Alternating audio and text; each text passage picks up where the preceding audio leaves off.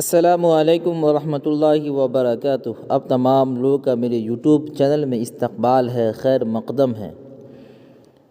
امید ہے کہ آپ لوگ خیر و عافیت کے ساتھ ہوں گے۔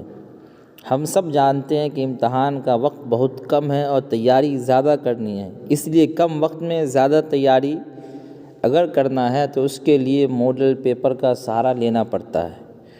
تو ہم لوگ تو سیٹ نمبر 6 تک مکمل کر چکے، لیکن اب ساتھ ساتھ جو کچھ سبجیکٹیو ہے یا اسی طریقے سے مضمون ہے، ہر سیٹ کے اندر جو چیزیں آئیں گی وہ تمام کو دیکھیں گے اور آنے والے امتحان کی مکمل طور پر تیاری کریں گے۔ دیکھیے سیشن نمبر بی ہے، یہ اس میں سوالات ہے، یہاں سے جواب ہے۔ دیکھیے کورونا کیا ہے؟ کورونا یہ مضمون ہے اور یہ آپ کو آ سکتا ہے، اس لیے اسے لکھنا اور یاد کرنا ضروری ہے۔ دیکھیے کورونا ایک خطرناک وبائی مرض ہے۔ اس مرض کا اصل نام کووڈ-19 یعنی 2019 میں جو پیش آیا تھا، یہ ایک آدمی سے دوسرے میں پھیلنے والی بیماری ہے۔ تیز بخار، علامت بتا رہے ہیں، تیز بخار، سوکھی کھانسی اور سانس لینے میں پریشانی اس مرض کی عام پہچان ہے۔ کووڈ-19 کی پہچان کیسے ہوگی؟ تیز بخار لگنے کی وجہ سے یا سوکھی کھانسی یا سانس لینے میں پریشانی ہو رہی ہو تو اس سے سمجھا جا سکتا ہے کہ اس کو کووڈ-19 ہو چکا ہے۔ یہ مرض سب سے پہلے چین کے ووہان شہر میں آیا، پھر دیکھتے ہی دیکھتے ساری دنیا اس مرض کی گرفت میں یعنی پکڑ میں آ گئی۔ دنیا کے تمام ممالک میں یہ وبا پھیل گئی۔ یہ مرض خطرناک اس وجہ سے ہے کہ اس مرض کا ابھی تک کوئی علاج نہیں ہے۔ کیا ہے؟ علاج نہیں ہے۔ سائنسداں اس مرض کی دوا اور علاج کی تلاش میں دن رات جد و جہد کر رہے یعنی کوشش کر رہے ہیں۔ جب یہ مرض شدت کے ساتھ پھیلنا شروع ہوئی تو جنوری 2020 میں چین نے کورونا کے متعلق دنیا کو باخبر کیا۔ دنیا کو بتایا، کیا بتایا؟ کہ چین کے باہر جاپان میں 15 جنوری 2020 کو کورونا کا پہلا مریض ملا۔ یہ وائرس انٹرنیشنل اڑان کی وجہ سے دنیا کے مختلف ممالک میں پھیلتا گیا۔ 23 جنوری 2020 کو چین کے ووہان میں لاک ڈاؤن نافذ کیا گیا۔ بہت دنوں تک چین نے اس وائرس سے مرنے والوں کی تعداد کو کیا کیا؟ چھپایا۔ ایران، اٹلی، امریکہ، روس، ہندوستان، سعودی عرب، متحدہ عرب امارات کے علاوہ دنیا کے تقریباً تمام ممالک اس وبائی مرض میں مبتلا ہو چکے ہیں۔ ابھی تک اس مرض کا علاج دریافت نہیں ہو سکا ہے۔ صرف احتیاطی تدابیر کے ذریعے مرض کے پھیلاؤ کو روکنے کی کوشش کی جا رہی ہے۔ سماجی دوری، ماسک کا استعمال اور روزانہ کئی بار صابن سے ہاتھ کو صاف کرنے جیسے احتیاطی تدابیر اپنائے جا رہے ہیں۔ اس کے بعد دیکھیں، کورونا سے متاثر ہونے والے لوگوں میں زیادہ تر تو جلد صحت یاب ہو جاتے ہیں، لیکن کچھ کی حالت بہت خراب ہو جاتی ہے۔ انہیں سانس لینے میں پریشانی ہونے لگتی ہے۔ ایسی حالت میں انہیں آکسیجن دینا پڑتا ہے۔ اسپتال میں بیک وقت زیادہ مریض کے جمع ہونے سے انتظامیہ کو پریشانی کا سامنا کرنا پڑتا ہے۔ ایک ہی وقت میں زیادہ مریض ہونے کی وجہ سے جو اسپتال کے مین لوگ ہیں تو ان کو پریشانی کا سامنا کرنا پڑتا ہے۔ دوسری طرف مریضوں کو اسپتال میں جگہ نہیں مل پاتی اور بسا اوقات علاج نہیں ملنے کی صورت میں مریض کی موت بھی واقع ہو جاتی ہے، یعنی موت ہو جاتی ہے۔ فی الوقت دنیا کے کئی ممالک نے کورونا کا ویکسین بنا لیا ہے۔ پوری دنیا میں عوام کو ویکسین لگانے کا مہم چلایا جا رہا ہے۔ اسی دوران کورونا کے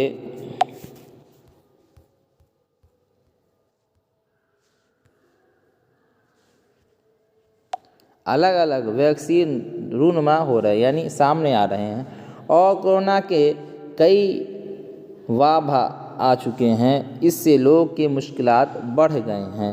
حکومت کورونا کی روک تھام کے لیے تاحد ممکن کوشش کر رہی ہے، یعنی جہاں تک ممکن ہو سکے وہ کوشش کر رہی ہے اور بڑے پیمانے پر ویکسینیشن پر زور دے رہی ہے۔ ہندوستان کی آبادی زیادہ ہونے کی وجہ سے سبھی لوگوں کو ویکسین لگانے میں کافی وقت لگ جائے گا۔ ایسی حالت میں ضرورت اس بات کی ہے کہ عوام بھی محتاط رہے، یعنی عوام بھی فکر کرے کہ کس طریقے سے اس بیماری سے بچا جا سکتا ہے۔ جہاں تک ممکن ہو سکے کے ساتھ رہے اور ماسک کا استعمال کرے۔ اس کے بعد دیکھیں، اس کے بعد ہے ہاں مگر انجام کار کاٹ لیتا ہے ہم بالآخر اس کے لقمے، ہم بالآخر اس کی فصل۔ اس شعر کی تشریح کرنا، اس کا مطلب بیان کرنا ہے۔ دیکھیے اس کا کیا مطلب ہے۔ اس کا مطلب ہے زیر نصاب 4 مصرے عمیق حنفی کے زیر نصاب نظم کھیتی سے ماخوذ ہے۔ زیر نصاب 4 مصرے یعنی جو 4 لائن ہے، یہ عمیق حنفی کی نظم کھیتی اس سے لیا گیا ہے اور اس نظم کا آخری بند ہے۔ اس بند میں شاعر نے وقت کے کردار میں خدا کی ربانی اور قہاری طاقتوں کو مختلف شکلوں میں ابھارا ہے۔ ایک طرف تو یہی وقت ہے جو انسانوں کو ایک خاص مرحلے تک پروان چڑھنے کا موقع دیتا ہے، آگے بڑھنے کا موقع دیتا ہے، بچپنے سے جوانی کے زمانے میں۔ پھر یہی وقت جو نے انسانوں کو موت کے حوالے بھی کر دیتا ہے۔ جب انسان اکثر و بیشتر جب عمر دراز ہو جاتے ہیں، بوڑھے کی عمر کو کوچ کرتے ہیں، تو پھر وہی انسان موت کے آغوش میں چلا جاتا ہے۔ گویا ہم تمام انسان وقت کی کھیتی ہیں۔ فصل تیار ہو جائے تو فطرت کا تقاضا یہ ہے کہ اس کو کاٹ لیا جائے۔ جب کھیت میں کوئی فصل ہوتا ہے، کوئی پیڑ لگا ہوا ہوتا ہے، جب اس کا وقت پورا ہو جاتا ہے تو انسان اسے کاٹ لیتا ہے۔ اسی طرح انسانوں کو بھی فصل کی حیثیت میں وقت کا لقمہ بننا پڑتا ہے۔ کیا کرنا پڑتا ہے؟ وقت کا لقمہ بننا پڑتا ہے۔ آگے دیکھیں، نظم کے اس بند میں اسی حقیقت کا اظہار کیا گیا ہے کہ انسان کی فنا بقا میں وقت کی طاقت کار فرما ہوتی ہے۔ انسان کو باقی رکھنے میں بھی وقت کا اہم رول ہے اور ختم ہونے میں بھی وقت کا اہم رول ہے۔ انسان کا وقت پورا ہو جائے تو انسان چلا جاتا ہے۔ اس کے بعد دیکھیں، اس کے بعد ہے یاروں نے خوب جا کے زمانے سے صلح کی، میں ایسا بد دماغ یہاں بھی بچھڑ گیا۔ دیکھیے زیر نظر شعر خلیل الرحمن اعظمی کی زیر نصاب پہلے غزل کا چوتھا شعر ہے۔ آسان لفظ میں اگر کہیں تو زیر نصاب شعر خلیل الرحمن اعظمی کے پہلے غزل کا چوتھا شعر ہے۔ اس شعر میں شاعر نے زندگی کے غم و افسردگی کا اظہار کیا ہے، غم و افسردگی کا اظہار کیا، غم کو ظاہر کرنے کی کوشش کی ہے۔ چنانچہ شاعر کہتا ہے کہ میرے احباب یعنی دوست لوگ ہی عقل مند نکلے کہ انہوں نے وقت اور اس کے حالات سے سمجھوتا کر لیا ہے۔ جیسے حالات تھے، جیسے وقت تھے، اسی کے مطابق وہ رہنا سہنا شروع کر دیے اور دنیاوی کامیابی حاصل کر لی۔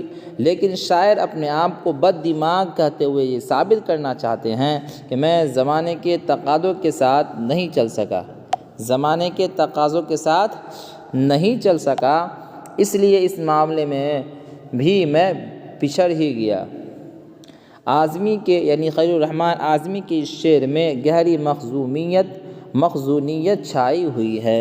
اس کے بعد دیکھیں،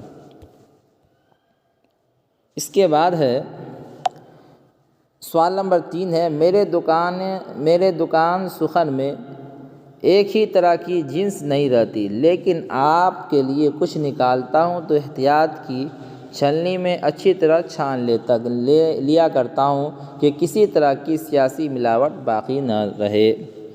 دیکھیے اب اس کا کیا مطلب ہے۔ یہ اقتباس ہے، اقتباس بھی آتا ہے امتحان کے اندر۔ پیش نظر اقتباس غبار خاطر کی زیر نصاب خطوط میں پہلے خط سے ماخوذ ہے، پہلے خط سے لیا گیا ہے۔ غبار خاطر کی 3 خطوط ہے، اس میں پہلے خط سے لیا گیا ہے اور خط کا آخری پیراگراف ہے۔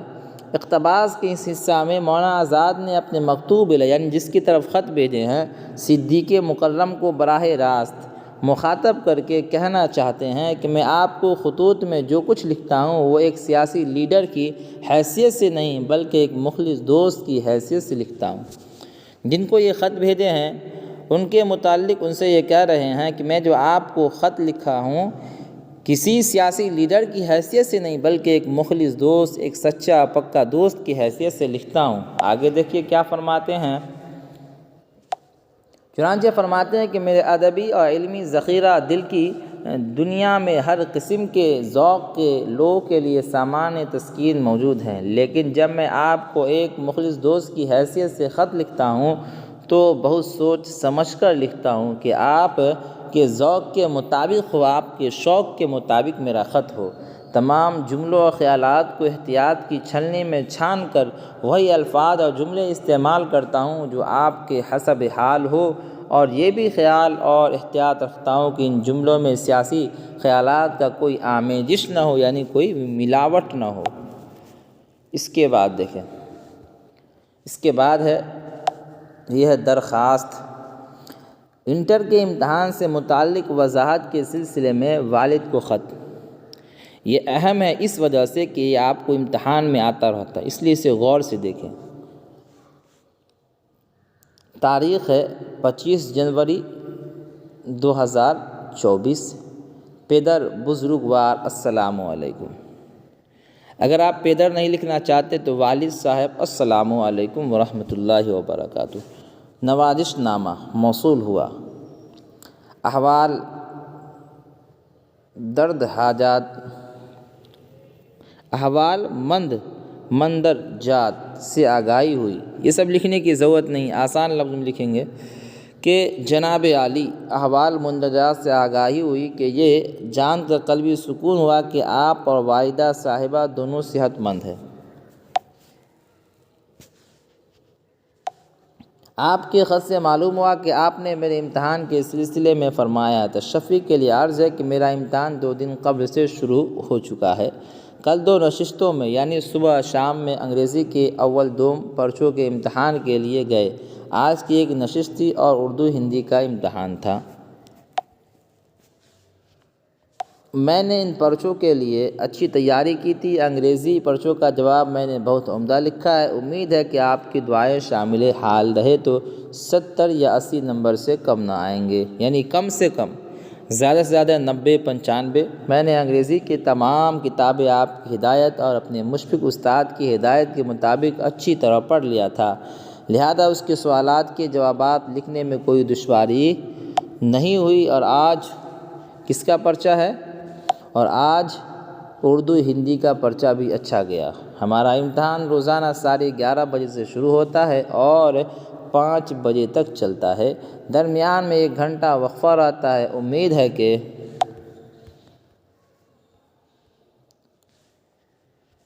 دوسرے پرچے بھی اچھے ہوں گے۔ امتحان کے بعد میرا ارادہ گھر آنے کا ہے، اگر آپ اجازت دیں تو 2-4 دنوں کے لیے گھر آ جاؤں۔ طالب دعا، یعنی دعا کا طلب کرنے والا محمد منظور عالم۔ اب دیکھیں دوسرا جو ہے درخواست کیا ہے۔ لائبریری کے متعلق اسکول کے پرنسپل کے نام درخواست۔ یہ بھی بہت مشہور ہے، یہ بھی آپ کو امتحان میں آتا رہتا ہے۔ بخدمت جناب پرنسپل صاحب ذاکر حسین اسکول، یعنی یہ اسکول کا نام ہے۔ آپ جس کالج کا نام دینا چاہیں دے سکتے ہیں۔ سلطان گنج پٹنہ یہاں پر پتہ لکھ دیا گیا۔ اب دیکھیں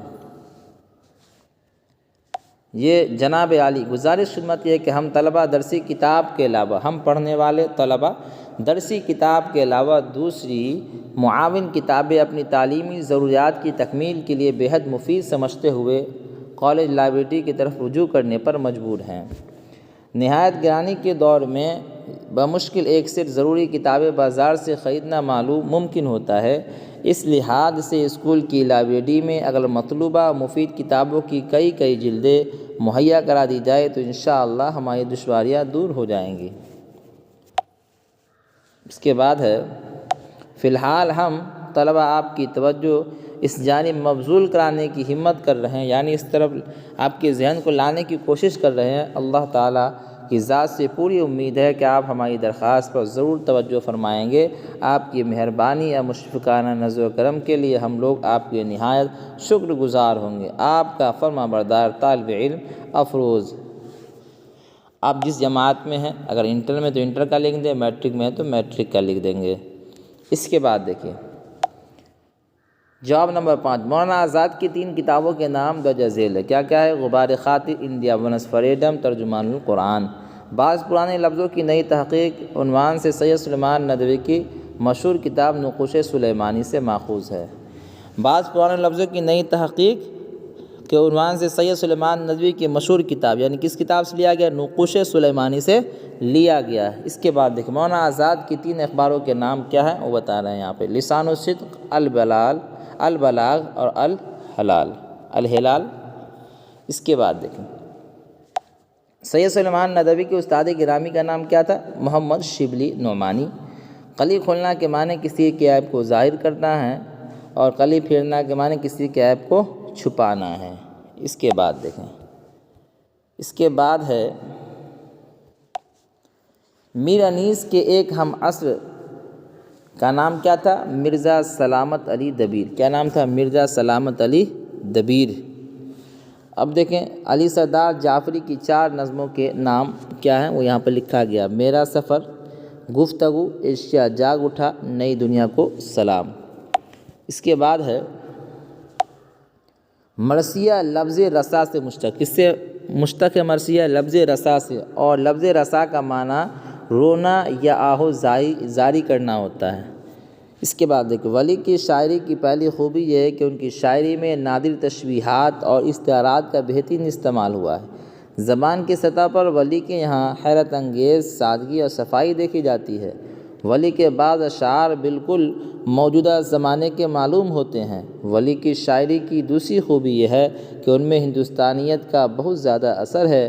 ان کے یہاں جو الفاظ ملتے ہیں وہ زیادہ تر ہند آرائی ہوتے ہیں، یعنی ہندوستان سے اس کا تعلق ہوتا ہے۔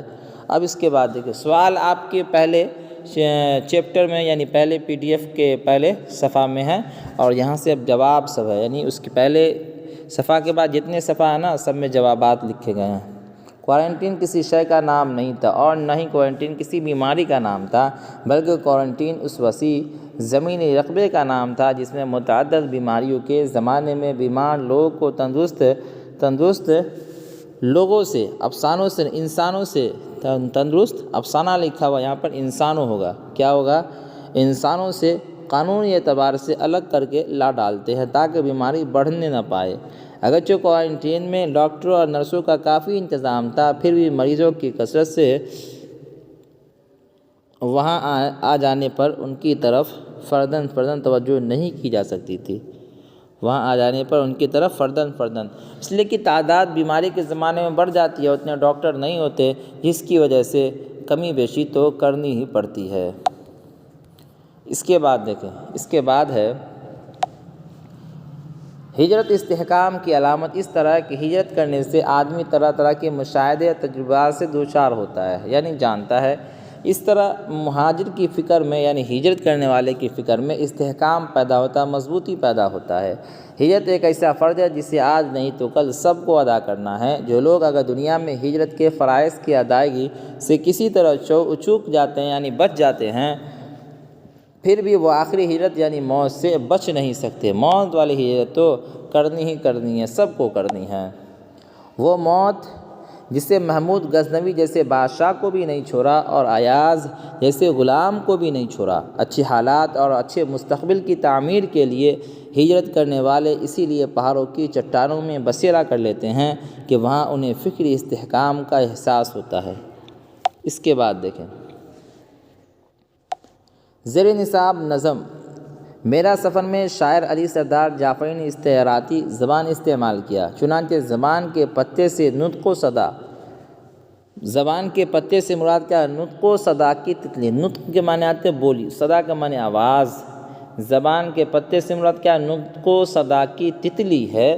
چنانچہ شاعر کہتا ہے کہ میرے مرنے کے بعد میں میری زندگی کے سوکھے پتوں سے ہنسنے کی آواز سنائی دے گی، یعنی موت کے بعد بظاہر تو زبان کی گویائی سلب کر لی جائے گی، چھین لی جائے گی کہ انسان مرنے کے بعد کچھ نہیں بول سکے گا، لیکن وہ زبان حال سے خاموشی میں سب کچھ کہہ رہی ہوں گی۔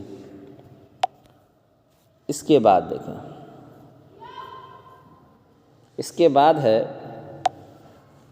پیش نظر مصرع، اس عہد میں سب کچھ ہے پر انصاف نہیں ہے۔ میر انیس کے زیر نصاب مرثیہ کے چھٹے بند سے ماخوذ ہے، یعنی لیا گیا ہے۔ اس بند میں شاعر میر انیس نے اپنے تئیں دنیا کے ناقدری کا شکوہ کیا ہے۔ چنانچہ شاعر خدا سے مخاطب ہو کر کہتا ہے اللہ تعالیٰ سے کہ آج کی دنیا میں لوگوں کا ذہن آلودہ ہو چکا ہے، گندا ہو چکا ہے، خراب ہو چکا ہے۔ اس ترقی یافتہ دنیا میں سب کچھ ہے، مال ہے، زمین ہے، جائیداد ہے، عالیشان بنگلے ہیں، سب کچھ ہے، مگر انصاف نہیں۔ انسان پیسہ کے بلبوتے اپنے فیصلے کو غلط کر دیتا ہے اور پیسے کے بلبوتے اپنی بات کو کیا کرتا ہے؟ بدل دیتا ہے، انصاف نہیں کرتا۔ اسی طرح اس مصرع میں شاعر نے اپنے ساتھ ناانصافی کا گلہ کیا ہے، شکوہ کیا ہے۔ اس کے بعد دیکھیں مولانا آزاد کی پیدائش 1888 عیسوی میں کہاں ہوئی؟ مکہ مکرمہ میں ہوئی، جہاں ان کے والد مولوی خیر الدین مدرس تھے، استاد تھے۔ آزاد کا اصل نام کیا تھا؟ محی الدین، اور تاریخی نام تھا فیروز بخت۔ وہ بچپن میں ہی اپنے والد کے ساتھ کولکتہ آ گئے۔ کہاں چلے گئے؟ کولکتہ چلے گئے، اور ان کا مستقل قیام کولکتہ ہی میں ہو گیا۔ مستقل یعنی ہمیشہ کے لیے رہنا سہنا کہاں ہو گیا؟ کولکتہ ہی میں، جہاں ابتدائی تعلیم انہوں نے اپنے والد سے حاصل کی۔ 15 سال کی عمر میں انہوں نے گھر پر طلباء کی ایک جماعت کو درس دینا شروع کیا، یعنی پڑھانا لکھانا شروع کر دیا۔ پھر صحافت کی طرف قدم بڑھا، یعنی اخبار کی طرف، اور لسان الصدق وغیرہ نکالا۔ پھر سیاست کی طرف قدم بڑھایا اور مرکزی مقام حاصل کر لیا۔ اس کے بعد دیکھیں تحریک آزادی میں بار بار جیل بھی گئے۔ کون؟ مولانا ابوالکلام آزاد۔ ملک کی آزادی کے بعد نہرو کا بگینہ میں وزیر تعلیم بنا، یعنی ان کے سرکار میں وزیر تعلیم بنائے گئے تھے۔ وزیر تعلیم رہتے ہوئے کئی انقلابی اقدامات کیے، اور عہد پر رہتے ہوئے ہی فروری یعنی عہدہ پر رہتے ہوئے ہی 1958 عیسوی میں مختصر علالت کے بعد، یعنی مختصر بیماری کے بعد، داعی اجل کو لبیک کا یعنی چلے گئے دنیا سے، اور جامع مسجد دہلی کے سامنے مدفون ہوئے، یعنی دفن کیے گئے۔ اس کے بعد دیکھیں اس کے بعد ہے نظم برق کلیسا کے ذریعے شاعر ہمیں یہ بتانا چاہتا ہے کہ اسلامی تہذیب و ثقافت اتنی پسماندہ ہو چکی ہے، اتنے گر چکی ہے، اتنے پیچھے ہو چکی ہے، اور مسلم نوجوان مذہب سے اتنے دور ہو چکے ہیں کہ آج کے نوجوان محبوب کی خوشنودی اور عارضی محبت کے لیے اپنے دین و ایمان کو چھوڑنے کو تیار ہو جاتے ہیں۔ محبوب کی جگہ محبوبہ ہو تو زیادہ بہتر ہے۔ آج کے نوجوان محبوبہ کی خوشنودی یعنی محبوبہ کو خوش کرنے کی فکر میں اور عارضی محبت کے لیے اپنے دین کو، اپنے ایمان کو، اپنے مذہب کو چھوڑنے کو تیار ہو جاتے ہیں۔ یہ اسلامی تہذیب و تمدن کے دیوالیہ پن پر ایک طرح کا طنز ہے۔ اس کے بعد دیکھیں اس کے بعد ہے یہ بات بیوی نے سید عزیز احمد سے اس لیے کہی کہ ڈائریکٹر کے عہدے سے ریٹائر ہونے کے بعد سید عزیز احمد تقریباً بیکار ہو گئے تھے، اور اکثر دونوں میاں بیوی پیری کی وجہ سے بیمار بھی، یعنی بڑھاپے کی وجہ سے بیمار بھی رہنے لگے تھے، اس لیے تنگی میں زندگی گزر بسر ہوتی تھی۔ ادھر ڈائریکٹر صاحب سوچتے تھے کہ اب کوئی کام بھی کریں گے تو وہ ڈائریکٹری سے کم تر درجے کا ہی ہوگا، یعنی چھوٹا موٹا کام ہوگا اس وجہ سے، اس لیے وہ کسی بھی کام کو اپنے معیار سے پست سمجھتے تھے، یعنی نیچا سمجھتے تھے، اس لیے وہ تنگی سے گزر بسر کو کمتر معیار کے کام میں سبکی اٹھانے سے بہتر سمجھتے تھے۔ اس وجہ سے بیوی نے سید عزیز احمد کو سمجھایا کہ آپ ڈائریکٹری کی لاش کو کب تک ڈھوتے رہیے گا اپنے کاندھوں پر۔ اس کے بعد دیکھیں ہجرت انسانی زندگی اور اس کی فطرت کا حصہ سب کو کرنا ہے، اس لیے انشائیہ نگار کا یہ کہنا بالکل صحیح ہے کہ ہجرت انسانی شرست میں انسان کی فطرت میں داخل ہے۔ اگر ہم انسانی معاشرے پر غور کریں تو پتہ چلے گا کہ دنیا کا ہر شخص ہجرت کرتا ہے۔ یہ الگ بات ہے کہ مختلف لوگوں کے ہجرت کی نوعیت الگ الگ ہوتی ہے، کوئی ملازمت کے لیے، کوئی کمانے کے لیے ہجرت کرتا ہے، کوئی ملازمت کے تبادلے کے لیے ہجرت کرتا ہے، کوئی تجارت کے لیے ہجرت کرتا ہے، تو کوئی تلاش معاش میں ہجرت کرتا ہے، یعنی کمانے کی فکر میں ہجرت کرتا ہے۔ انشائیہ نگار کے زرخیز ذہن میں تو ہجرت میں بہت سا خیر کا پہلو جیسے انسانی بھائی چارہ، عالمی یکجہتی، استحکام اور وسعت تک نظر آتا ہے۔ ایک ایسی وسعت جو زمین کے کناروں کو سمیٹ لے۔ اگر آپ دنیا کے نقشہ پر غور سے نگاہ ڈالیں تو آپ بے شمار انفرادی اور اجتماعی ہجرت کے نقطے دیکھیں گے۔ ہجرت تو اقوام عالم اور آبادیوں کی تاریخ رہی ہے۔ ہجرت افراد کا نوشتہ ہے۔ ہجرت ایک مسلسل عمل ہے جس کے بغیر مہذب دنیا کا تصور بھی نہیں کیا جا سکتا۔ اس کے بعد دیکھیں کیا ہے، مذکورہ بالا نکات پر غور کرنے کے بعد انشاء نگار اس نتیجے پر پہنچتا ہے کہ ہجرت انسانی شرست میں داخل ہے۔ اس لیے دنیا کی آبادی حضرت آدم سے جنت سے ہجرت ہی کی مرہون منت ہے، یعنی حضرت آدم علیہ السلام کو جو دنیا کے اندر آنا پڑا وہ ہجرت ہی کی وجہ سے آنا پڑا۔ جہاں سے آدم کو سفر کا حکم ہوا تھا، جاؤ اور ہماری بنائی ہوئی زمین پر آباد ہو جاؤ، اب یہ جنت سے خارج کیا ہوا آدم کی اولاد یعنی نکالے ہوئے جنت سے آدم کی اولاد اپنے اصلی مقام یعنی جنت میں کس طرح پہنچے، اس تگ و دو میں مصروف ہے، یعنی اس فکر میں، اس محنت میں، اس کوشش میں مصروف ہیں۔ جنت جہاں انسان کی آخری اقامت گاہ ٹھہرنے کی جگہ ہے، اس سے حاصل کرنے کے لیے انسان مسلسل سرگرم ہجرت ہے۔ اس کے بعد دیکھیں، اس کے بعد ہے بجلی کی روشنی سائنس کی اہم ترین ایجادوں میں سے ایک ہے، بلکہ مہذب دنیا کی تعمیر اور انسانی معیار حیات کو بلند کرنے میں بجلی کی روشنی نے اہم کردار ادا کیا ہے۔ جہاں تک کہ گیس اور بجلی کی روشنی نے اب مٹی کے تیل کو بھی مات دینا شروع کر دیا، پھر بھی مٹی کے تیل کا عالمگیر اثر اور افادیت ابھی بھی باقی ہے۔ متوسط طبقہ کے لوگ اور ادبی طبقہ اور غرباء و مساکین، تمام لوگ جو عالمی آبادی کے اکثر حصے میں مٹی کے تیل کے علاوہ اور کچھ نہیں جلا سکتے۔ دیہات اور گاؤں کے غریب بچے جو گاؤں کے سرکاری اسکولوں میں تعلیم حاصل کرتے ہیں، وہ مٹی کے تیل کی روشنی میں ہی اپنے اسباق یعنی اپنے سبق کو یاد کرتے ہیں۔ اس کی خاص وجہ یہ ہے کہ تمام گاؤں میں بجلی ابھی تک پہنچ نہیں سکی ہے، اور اگر کسی گاؤں میں پہنچی بھی ہے تو وہاں ہر وقت بجلی نہیں رہتی ہے۔ ایسی حالت میں دیہاتی لوگوں کی ضروریات اور طلباء کی تعلیم و مطالعہ کا مسئلہ مٹی کے تیل سے حل ہوتا ہے۔ ان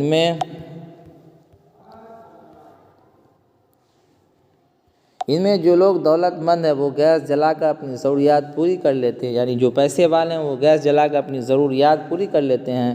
اس میں بھی پریشانی یہ کہ ایک تو ہر دیہات میں گیس کی سہولت دستیاب نہیں، اور اگر کسی گاؤں میں روڈ کی وجہ سے گیس ملتا بھی ہے تو گیس کی قیمت مٹی کے تیل سے زیادہ ہے، اس لیے غریب دیہاتوں کے لیے تو مٹی کا تیل ہی سہارا ہے۔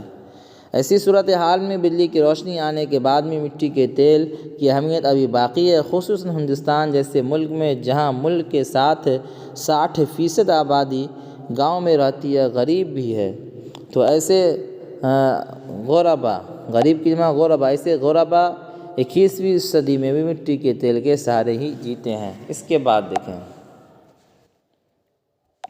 قصیدہ اس نظم کو آتا ہے جس میں کسی مدح یا ہجو بیان کی جائے۔ جس قصیدہ میں کسی کی مدح یعنی تعریف بیان کی جائے اسے مدحیہ قصیدہ کہتے ہیں، اور جس قصیدہ میں کسی کی ہجو بیان کی جائے اسے ہجو یا قصیدہ کہتے ہیں۔ اب دیکھیں قصیدہ کے اجزائے ترکیبی کیا کیا ہیں۔ تشبیب ہے، گریز ہے، مدح ہے، طلب ہے، دعا ہے۔ اب آگے دیکھیں، تشبیب میں عام طور سے قصیدہ نگار تمہید کے طور پر کچھ اشعار کہتا ہے، جس میں بعض اشعار مناظر قدرت فطرت سے متعلق ہوتے ہیں اور بعض اشعار حسن و عشق سے بھی متعلق ہوتے ہیں۔ یہی وجہ ہے کہ قصیدے کا یہ حصہ آگے چل کر شاعری کا ایک صنف ہو گیا اور غزل کے نام سے معروف ہوا، مشہور ہوا۔ اس کے بعد دیکھیں گریز قصیدے کا یہ حصہ عبوری ہوتا ہے، یعنی شاعر تشبیب کے اشعار کہتے کہتے اچانک مدح کی طرف چلا جاتا ہے، تعریف کی طرف چلا جاتا ہے، اور اسی دوران جب قصیدہ نگار مدح کے اشعار کہنے لگتا ہے تو اس کیفیت کو گریز کہتے ہیں۔ مدح قصیدے کا یہ حصہ نہایت اہم ہوتا ہے، اور قصیدے کا مقصود بھی یہی ہوتا ہے کہ اس حصے میں شاعر اپنے ممدوح کی تعریف کرتا ہے اور اسی سے متعلق اشعار گاتا ہے۔ مدح کے اشعار میں شاعر ممدوح کی نزاکت کو ملحوظ رکھتا ہے تاکہ کوئی شعر طبع نازک کو بار گرا نہ ہو۔ اس کے بعد دیکھیں طلب قصیدے کے اس حصے میں شاعر اپنے ممدوح سے خوبصورت انداز میں طلب کرتا ہے۔ طلب کے اشعار میں شاعر کافی محنت کرتا ہے تاکہ معاملہ کہیں الٹا نہ پڑ جائے۔ دعا یہ قصیدہ کا آخری حصہ ہوتا ہے جس میں شاعر اپنے ممدوح کے اقبال مندی کی دعا کرتا ہے اور ممدوح کے دشمنوں کی بربادی کی تمنا کا اظہار کرتا ہے۔ دیکھیے ماڈل پیپر سیٹ نمبر 1 کے سیشن نمبر 2 کو آج مکمل پڑھ لیا گیا۔ اگر آپ کو یہ ہماری ویڈیو پسند آتی ہے تو آپ اسے لائک کریں، اور جو لوگ ہمارے چینل پر نئے ہیں وہ ہمارے چینل کو ضرور سبسکرائب کریں اور اپنے دوستوں کے درمیان خوب اسے شیئر بھی کریں۔